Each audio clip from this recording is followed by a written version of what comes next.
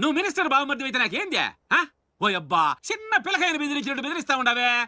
ఇట్టండి నా సర్వీసులో శానా చేశాను అబ్బాయో. నువ్వు బీకేదేదో బీక్కో, నేను జించేదేదో జించుకుంటా. ఏ పెట్టేయి అసగమనుండా. మీదేందయ్యా దర్జోగా మీ అమ్మ కూడా ఆఫీస్ అయినట్టు వచ్చి కూర్చున్నారే? ఏం కావాలా? సిటీకి 50 కోట్లు విలువ చేసే కాంట్రాక్ట్ మంజూరైంది. ఆ కాంట్రాక్ట్ మా మనిషి అశోక్కి రావాలి.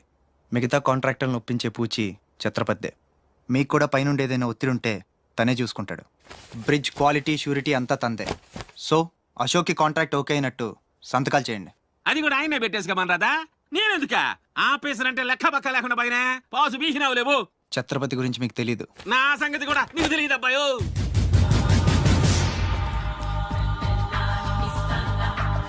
సార్, ఈ ఊరికి మీరు కొత్త. ఆయన గురించి మీకు తెలీదు. కాట్రాజు, బాజీరావు లాంటి పెద్ద పెద్ద రౌడీలు లేపేసి ఛత్రపతి అయ్యాడు సార్.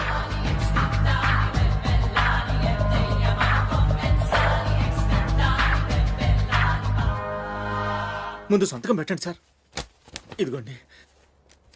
గవర్నమెంట్ అంటేనే గలీజ్ అయిపోయిందబ్బా. దీనమ్మ పడవ పతోడొచ్చి బెదిరించేయడమే. ఇంకేడా ఇక్కడ ఇక్కడ ఇంకెన్నే నా ఆస్తి కూడా రాసిచ్చేస్తా. ఇదే లాస్ట్ సార్.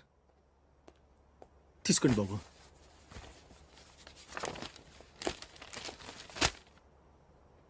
అంతా ఓకే.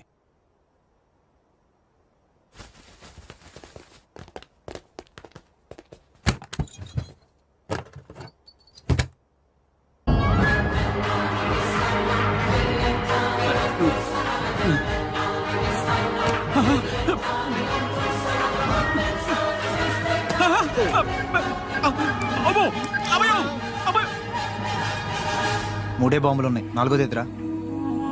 అది కొంచెం లేవండి సార్.